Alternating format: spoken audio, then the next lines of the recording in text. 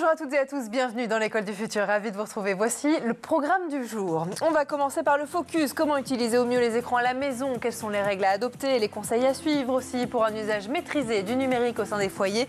Voilà quelques-unes des questions que se pose notre partenaire, le Clémy, avec sa série La famille tout écran dont on découvre un nouvel épisode dans un instant. Mais d'abord, elle a une idée derrière la tech, c'est Lisa de Bernard qui est avec nous aujourd'hui. Bonjour Lisa. Bonjour Philippine. Quel va être l'objet de notre chronique aujourd'hui? Eh bien, je vais vous parler de Google qui veut éviter de participer à la circulation de fausses informations sur les résultats de l'élection américaine. Et justement, Lisa, la transition est toute trouvée. On va parler politique aujourd'hui. Comment rétablir la confiance entre les citoyens et leurs représentants politiques dans un contexte où beaucoup se sentent déconnectés. C'est vrai, des décisions prises à l'Assemblée nationale, entre autres, des initiatives émergent pour redonner la parole aux citoyens. Et parmi elles, une application en plein essor qui permet à des milliers de personnes de donner leur avis sur des sujets qui les concernent.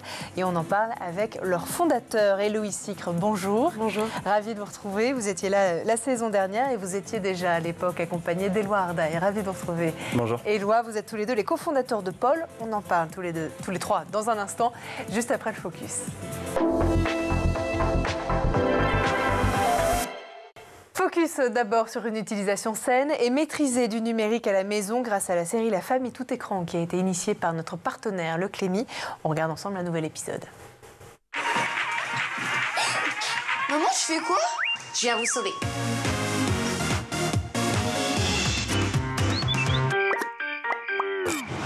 Théo, il est temps que tu apprennes quelque chose sur moi et aussi sur ton père. Je vais devenir chauve comme lui? Pire que ça, on est en fait des fans de disco.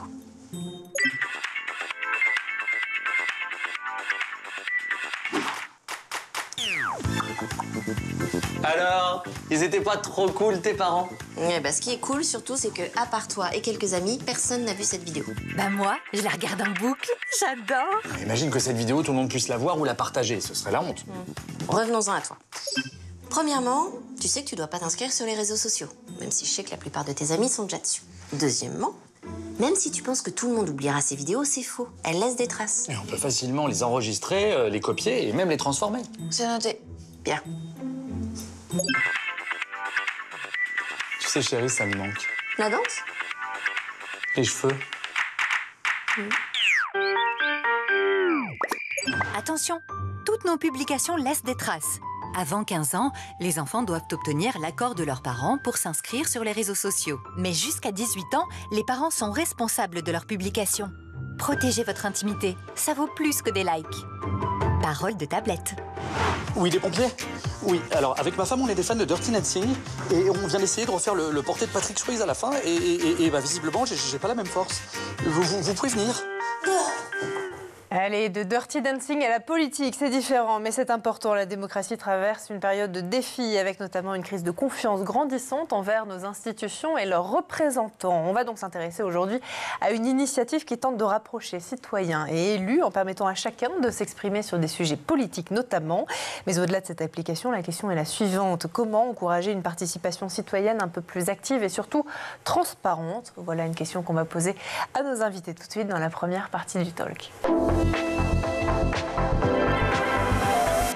Et ils sont là, nos invités en plateau, pour en parler. Éloi Ardaï et Héloïse Sicre. Héloïse, on va commencer avec vous, si vous voulez bien. Vous dites que Paul a été conçu en réponse à la crise de confiance envers les députés. Comment cette crise, elle s'est manifestée? Depuis combien de temps ça dure? Et qu'est-ce qui vous a justement amené à créer Paul? Cette crise, je pense qu'elle dure depuis très longtemps. En revanche, nous, on s'est un peu préoccupés de cette crise-là, ou en tout cas de cette fatigue démocratique ambiante, surtout pendant les contestations contre la réforme des retraites. Donc ça date d'il y a près d'un an et quelques. Et à ce moment-là, on s'est rendu compte par nos expériences respectives, Éloi était davantage côté politique, moi j'étais plutôt côté tech, et on s'est dit qu'il fallait donner une réponse plutôt numérique à cette défiance-là envers les élus.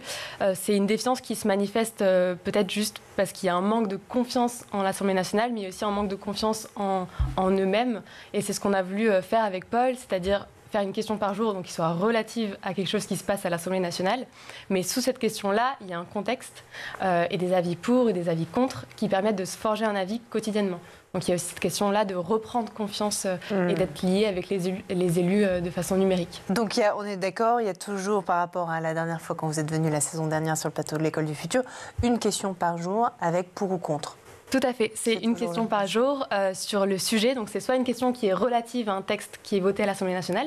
Donc, cette fois-ci, l'utilisateur vote comme un élu. Soit un sujet dit d'opinion. Alors là, c'est plutôt des sujets d'actualité. Et là, il n'y a pas de lien direct avec ce qui se passe à l'Assemblée nationale. En tout cas, ce n'est pas voté. Mais c'est des sujets qui sont évoqués par les élus, souvent sur les réseaux sociaux, sur Twitter notamment. Effectivement. Alors, comment, Paul, elle permet de recréer justement un lien concrètement entre les citoyens et les élus? Est-ce que vous voyez là déjà peut-être des choses? Est-ce qu'on vous en parle? Est-ce qu'à la fois les citoyens et les élus vous disent grâce à des initiatives comme la vôtre, ça y est, le dialogue commence à renaître? Oui, on a eu beaucoup de signes positifs. On a eu davantage de votants et d'utilisateurs au fur et à mesure des mois là, ces derniers temps.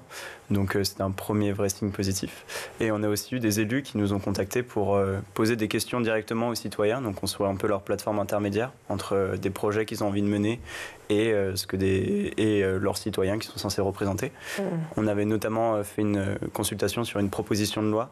C'était la première qui avait été faite en France en avril, sur une proposition de loi transpartisane sur les familles monoparentales. Tout à fait. On avait mis une dizaine de questions donc sur 10 jours, des articles qui étaient dans cette proposition de loi, que les députés avaient envie de débattre.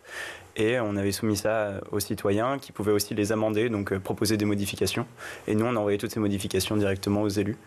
Qui ont été prises en compte, ces modifications? Oui, c'est en train d'être retravaillé, mais il y aura plusieurs articles qui ont été retravaillés via nos propositions. Enfin, les propositions des citoyens sur l'application. Est-ce que c'est ça le Graal pour une application comme Paul, justement? Oui, je pense. C'est vrai? Si on pouvait multiplier ce genre d'expérience, ce serait vraiment super. Oui. Est-ce que c'est dans les bacs, Héloïse? Est-ce que vous avez d'autres propositions peut-être de députés, justement, pour renforcer ce lien entre les citoyens et la population? Pour l'instant, on n'a pas de propositions concrètes. Après, effectivement, il y a eu la dissolution qui est arrivée. Donc, nous, l'application, elle est sortie il y a 1 an et demi.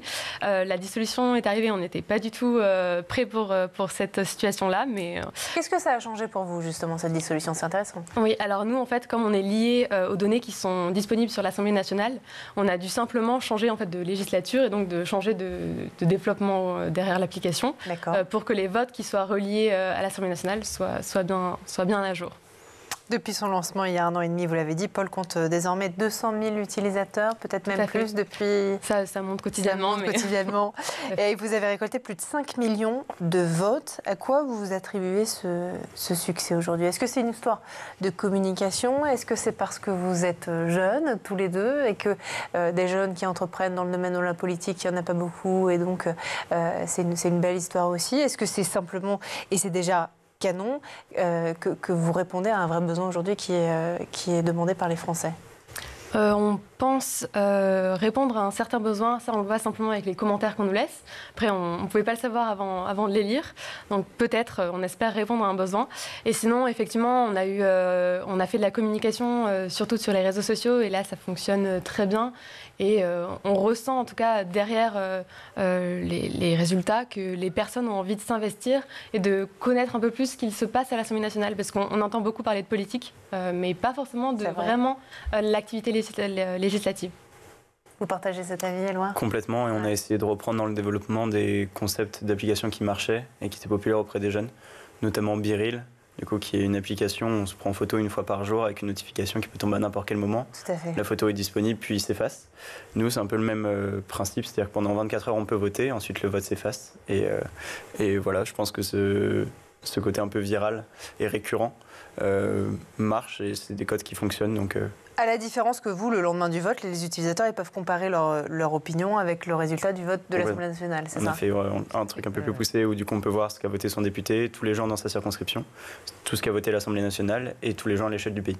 Lisa.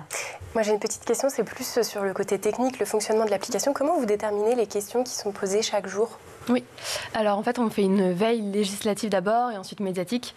Législative simplement en regardant ce qui s'est voté au jour le jour. Là il s'avère que l'Assemblée nationale a ouvert récemment, donc ça vient de recommencer. Mais là pendant tout le temps donc, où il n'y avait pas de vote à l'Assemblée nationale, on faisait une vraie veille plutôt médiatique. Et là, on regardait en fait les sujets qui étaient repris par les élus.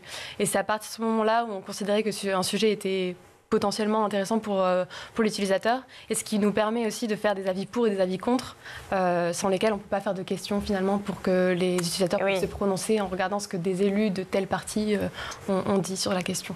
Donc pour l'instant, il n'y a aucune automatisation, c'est vraiment qu'une vérification humaine. Tout à fait, ouais. Pour l'instant, il n'y a pas d'automatisation, c'est dans les projets, effectivement.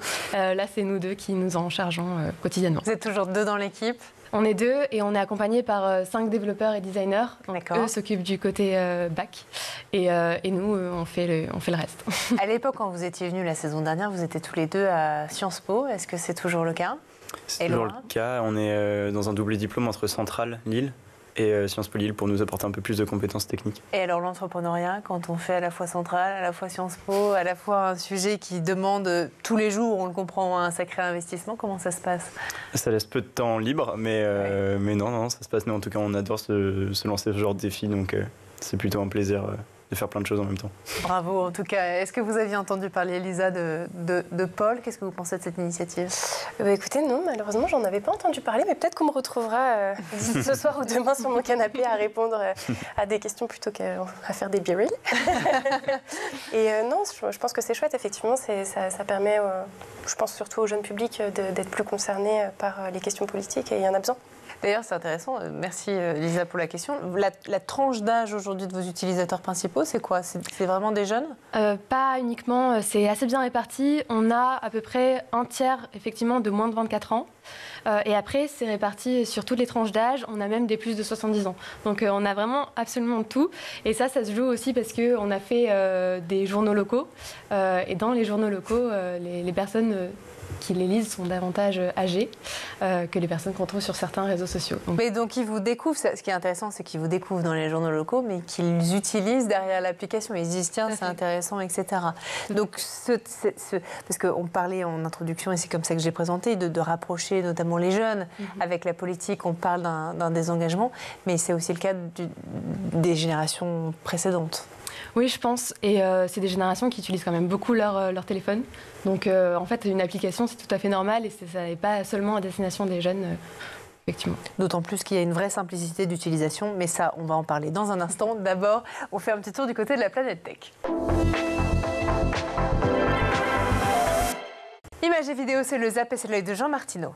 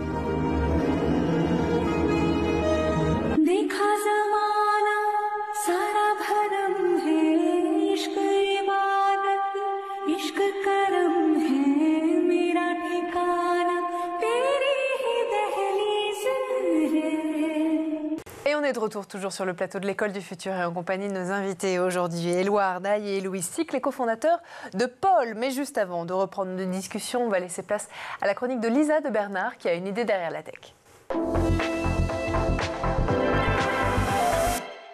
Lisa, avec vous aujourd'hui, on va se tourner vers les États-Unis où les élections présidentielles approchent, c'est vrai, à grands pas. Google a annoncé une décision importante après la fermeture des bureaux de vote. Les publicités politiques seront bloquées. Pourquoi cette mesure? Que cherche à éviter le géant du numérique? Lisa, expliquez-nous tout. Eh bien, vous l'avez dit, Philippine, cette annonce de Google est importante pour la période post-électorale, importante, mais pas surprenante. Le 5 novembre prochain, une fois les bureaux de vote fermés, il ne sera plus possible de diffuser des publicités politiques sur les plateformes du géant du numérique. L'objectif est clair, éviter toute tentative d'influence ou de désinformation après la fin des scrutins, un moment particulièrement critique où les résultats ne sont pas encore définitifs et où les tensions peuvent être fortes, notamment faute aux candidats et ou aux groupes politiques qui peuvent être tentés de contester les résultats ou de diffuser des messages de désinformation juste après le vote. Rappelez-vous, en 2020, la fameuse séquence lors du dépouillement, lorsque Trump a scandé « Stop the count » alors que les résultats commençaient à pencher doucement en faveur de Joe Biden. Effectivement, on s'en souvient, sachant que ce n'est pas la première fois aussi que Google ne prend une telle initiative. Non, puisqu'en fait, en 2020, déjà, après l'élection présidentielle, marquée par des allégations de fraude, la firme avait bloqué les publicités politiques dans le but de limiter la propagation des fausses informations. Cette année, Google souhaite donc réitérer l'opération pour garantir la sécurité du scrutin. La mesure concernera bien sûr YouTube, mais également la recherche Google et puis aussi tous les différents réseaux publicitaires du groupe. À noter que toute publication mentionnant les termes comme élection, résultat ou fraude seront touchés. L'idée, c'est vraiment finalement de couper court à toute forme de manipulation. C'est une décision qui peut paraître un peu radicale, mais qui est nécessaire, non? Oui, surtout dans le contexte actuel, où les fausses informations circulent extrêmement rapidement sur Internet. C'est aussi une manière pour Google de se protéger. Le géant a déjà été critiqué par le passé pour son rôle dans la diffusion de fausses informations en 2020. Il a notamment dû jongler avec la désinformation liée aux élections, mais aussi avec les allégations de fraude électorale qui ont refait surface juste après la fermeture des bureaux de vote. Est-ce que d'autres plateformes numériques, Lisa, suivent cette même voie? Eh bien oui, on ne peut rien vous cacher, Philippine. Facebook, par exemple, avait déjà pris des mesures similaires et réitérera cette année. Et quand TikTok, lui, de son côté, est plutôt visé par une ONG, Global Witness, puisque certaines de leurs enquêtes ont révélé que les publicités politiques concernant la désinformation avaient déjà été approuvées en fait sur la plateforme malgré les promesses de vigilance et leur politique d'interdiction des publications politiques en place depuis 2019. Ce qu'on retiendra globalement, c'est que la situation est donc complexe. La pression monte sur ces géants du web, dont le rôle dans les élections modernes est désormais central. Merci beaucoup, Lisa, pour cette chronique. Est-ce que, Éloi, Héloïse, vous avez déjà entendu parler de justement ce qui se passe de l'autre côté de l'Atlantique et notamment du côté de Google, ce qui a été présenté par Lisa? Oui, un peu. Nous, on avait été invités par Google justement à essayer d'imaginer un outil qui pouvait servir de lutte contre la désinformation. Et du coup, on avait eu pas mal de leurs promesses sur leurs outils de fact-checking, etc. Vous parlez de promesses, c'est-à-dire que... Ils sont en train de le développer pour l'instant. D'accord. Enfin, je sais que c'est dehors, c'est pas quelque chose d'extrêmement efficace, parce que le fact-checking repose sur le fait que les citoyens aient envie et une volonté d'aller vérifier eux-mêmes si l'information est vraie ou juste, ce qui élimine déjà beaucoup de personnes qui sont touchées par ces fake news. Donc non, il y a un gros travail dessus. Donc, on verra si jamais ça se révèle efficace. Et très rapidement, avant de lancer la deuxième partie du talk, est-ce que, Héloïse, les États-Unis, c'est une prochaine étape potentielle pour Paul? Pour l'instant, pas les États-Unis. En revanche, l'Europe, plutôt, l'Union européenne. Déjà parce que c'est plus proche pour nous et c'est aussi parce que les fonctionnements des systèmes politiques sont plus similaires. Sont plus similaires, ouais. C'est plus simple pour une application politique comme la nôtre. Et c'est déjà pas mal de commencer par l'Europe. Et c'est tout ce qu'on vous souhaite en tout cas. Merci beaucoup, Lisa, pour cette chronique. Et on lance ensemble, tous les quatre, la seconde partie du talk. Allez, on continue justement à parler politique ensemble et tous les quatre avec notre chroniqueuse et nos invités. L'une des forces de Paul et Louise, c'est aussi sa simplicité d'utilisation. On en parlait juste à la fin de la première partie parce que vous vous adressez bien sûr aux jeunes pour qu'ils puissent s'intéresser à la politique et y prendre part, mais aussi à d'autres publics, les personnes éloignées peut-être du numérique, qui ne s'y intéressent pas forcément ou du moins pas énormément à ces sujets politiques. Les personnes âgées, vous nous avez parlé. L'application, elle se positionne aussi comme un espace où les citoyens peuvent donner leur avis en toute sécurité. En tout cas, c'est votre promesse à vous, sans débat ni consultation publique. Pourquoi ce choix de limiter justement l'interaction à un vote anonyme mais unique, une fois par jour ? Il y a eu la grande question d'intégrer dans l'application la possibilité aux utilisateurs de donner en plus un commentaire, donner un avis. Et en fait, ça nécessite un médiateur derrière qui arrive finalement à trouver des commentaires qui soient plutôt positifs, des commentaires qui soient plutôt négatifs, pour faire remonter tout ça. Alors c'est possible, mais dans les faits, nous, c'était pas dans l'identité même de l'application. On voulait faire quelque chose de vraiment le plus accessible possible. Donc, vous l'avez dit, on peut se prononcer pour, on peut se prononcer contre, on peut s'abstenir, et c'est tout. On peut lire quelque chose, mais c'est vraiment très, très court, il y a un court contexte. Et on pense que c'est aussi ce qui fait l'identité et que finalement, c'est ce côté accessible qui permet à chacun de se dire je suis tout à fait légitime de me prononcer sur cette question-là. Ouais.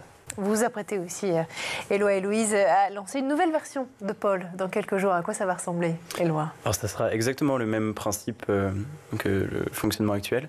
Seulement on rajoutera un onglet pour les questions locales. Et du coup les élus locaux pourront sonder directement les habitants de leur commune, de leur département, de leur région pour leur proposer de participer à l'élaboration de politiques publiques, pour aussi leur donner des informations sur des réunions publiques, pour leur faire signer des pétitions, les envoyer vers leurs posts sur les réseaux sociaux. Enfin voilà, vraiment recréer un engagement citoyen.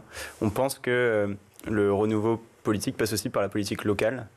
On l'oublie beaucoup et donc on avait vraiment envie de mettre l'accent là-dessus.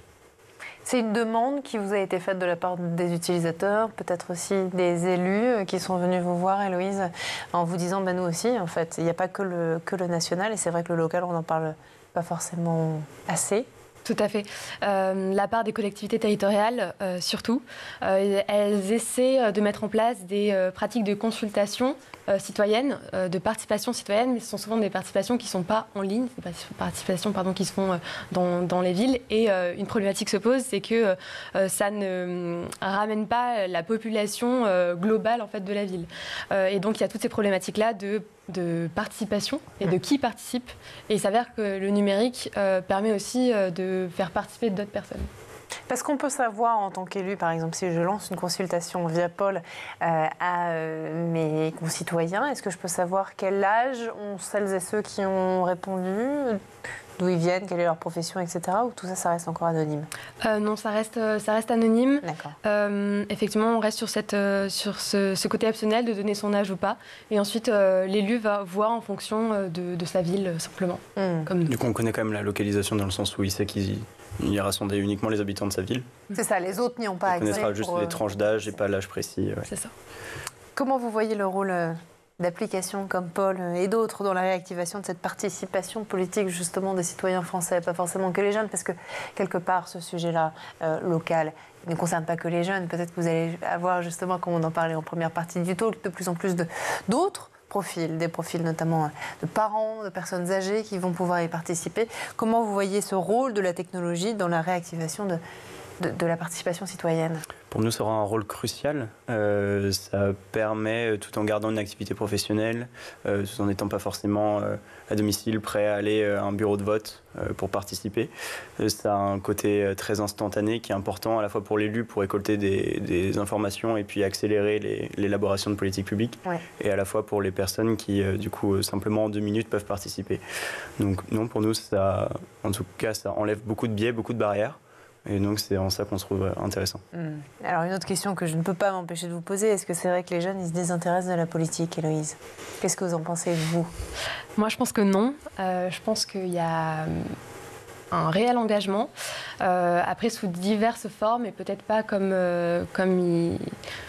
cela se faisait auparavant. En revanche, je ne pense pas qu'il y ait une baisse de la politisation des jeunes. Il n'y a pas de désintérêt. Peut-être que c'est une question de génération plus âgée qui parle de la génération d'en dessous et qui donc a du mal à la comprendre et parle en son nom alors qu'en fait, c'est pas du tout le même sujet. Qu'est-ce que vous en pensez? Il y a sûrement une baisse aussi du nombre de militants politiques, mais les jeunes vont laisser s'engager dans des associations qui sont en lien avec des thèmes qu'ils défendent. Donc c'est une autre forme de participation pour nous. Et ensuite, non, les jeunes, en tout cas on le voit dans les grosses études qui sont réalisées, ont quand même des gros combats qu'ils décident de mener, que ce soit des sujets environnementaux, des sujets sociaux. Donc non, là-dessus, on pense qu'ils sont encore politisés. Mais est-ce que ces combats-là, Éloi, ils sont encore portés, représentés par des politiques? C'est toute la question. Vous voyez ce que je veux dire? Oui, c'est toute la question, effectivement. Pour l'instant, on ne pense pas quand on voit les chiffres d'abstention aux élections, ou alors, du moins, il y a un problème dans la communication de ces partis politiques qui portent ces idées-là. Mais c'est la grande question, oui. Grande question, effectivement. Une autre grande question, la montée de l'intelligence artificielle aussi dans le processus de consultation et de décision. Est-ce qu'une application comme la vôtre, Héloïse, Paul, pourrait intégrer des technologies, par exemple l'intelligence artificielle, pour enrichir à la fois l'expérience des utilisateurs, vous faciliter aussi cette tâche de trier les votes et de les publier, etc., jour après jour, ou alors d'analyser les résultats de manière un peu plus approfondie? Est-ce que c'est au programme? C'est au programme. C'est au programme. Alors effectivement, du côté interne, pour nous faciliter la tâche, et ensuite pour analyser les résultats, ça serait une grande apportée aussi pour l'application. Et c'est effectivement dans les projets. Bacs. Exactement. Est-ce que vous voyez certains biais aussi à l'utilisation de l'intelligence artificielle dans ce domaine un peu touchy, c'est vrai, de la participation citoyenne, de la démocratie? Alors en tout cas dans la rédaction de contexte, oui, on le perçoit même dans la formulation de questions. Oui. On n'arrive pas encore à faire quelque chose de vraiment purement scientifique. Il y a beaucoup de biais du coup dans leur façon de formuler. On a déjà essayé pas mal de fois. Par contre, ce qui pourrait être très intéressant, c'est dans les logiques de compréhension des résultats électoraux, en fonction des catégories d'âge, en fonction des circonscriptions, de plein de paramètres qui sont donnés par l'INSEE, donc dans des données qui sont quand même relativement accessibles. Tout à fait. Et qu'on pourrait essayer de croiser avec nous nos résultats de sondage pour mieux comprendre les territoires et les opinions. Est-ce que vous avez été contacté peut-être justement par l'INSEE ou par des partis politiques ou des institutions pour les aider justement à analyser chacune de ces données ou de ces résultats? Pas encore. On travaille plutôt, on essaye de voir comment côté développement on pourrait essayer de faire. Et nous, en tout cas, ça nous intéresse d'arriver à mieux comprendre ces opinions-là. On verra si jamais ça intéresse d'autres personnes. La politique, est-ce que c'est pour vous un jour, peut-être, Héloïse? Là, on travaille plutôt en périphérie de la politique. Et, au service de la politique. Voilà, ça nous convient très bien. C'est pas dans les projets, en tout cas. Oui. Vous non plus. Éloi, qu'est-ce qui vous passionne le plus dans ce projet, dans cet engagement que vous avez pour justement la démocratie citoyenne et participative? Je dirais que c'est voir la réalisation de pas mal de projets qui pouvaient nous paraître fous il y a quelques mois. Donc ça a été par exemple la réalisation de cette grosse consultation sur une proposition de loi. Voir vraiment qu'on peut marquer notre empreinte certains projets et permettre aux citoyens d'être proactifs dans certains textes de loi. C'est ce qui me motive en tout cas. Ouais. Moi aussi, de voir l'engagement des citoyens derrière et de se dire que ça sert à quelque chose et que ça répond à un besoin pour revenir à la question. Est-ce que ça aussi c'est représentatif? C'est intéressant ce que vous dites de votre génération quelque part, le fait d'être utile. De plus en plus, on parle ici et ailleurs, bien sûr, du fait que les jeunes ne veulent plus forcément un emploi en CDI dans la même entreprise pendant 20 ans, ce qu'ont pu faire leurs parents ou leurs grands-parents. Aujourd'hui, ils se lancent dans l'entrepreneuriat et surtout, ils veulent faire quelque chose qui a du sens, qui est utile. Est-ce que c'est ça qui vous drive aujourd'hui? Est-ce que vous pensez que c'est représentatif de votre génération? C'est possible, oui. C'est chercher du sens, effectivement, même dans les entreprises concrètes, au-delà du travail que l'on fait quotidiennement. Et peut-être que nous, ça a joué. En tout cas, c'était très inconscient, mais c'est possible. Je pense qu'on cherchait à s'engager face vraiment à la paralysie qui avait amené la réforme des retraites. On cherchait un moyen de s'engager d'une autre façon. Et du coup, on avait pensé cet outil. Donc oui, je pense que ça a quand même guidé notre réflexion. Eh ben, en tout cas, on vous souhaite beaucoup de succès. Et cette nouvelle version de l'application, vous avez une date de sortie? Ce sera début novembre. Début novembre. Et ben voilà. Merci beaucoup et bientôt en Europe. Et puis un jour, vous aurez une tour à Dubaï ou à New York. C'est tout ce qu'on vous souhaite. Merci encore, Éloi Ardaille et Louis Sic d'avoir été parmi nous. Je rappelle que vous êtes le cofondateur de cette application. Paul, merci aussi à notre chroniqueuse du jour, Lisa de Bernard, d'avoir été parmi nous. Merci à vous de nous avoir suivis. Et puis comme tous les jours, on se retrouve dès demain et dès 12h30 et toujours sur School TV. D'ici là, passez une très bonne journée.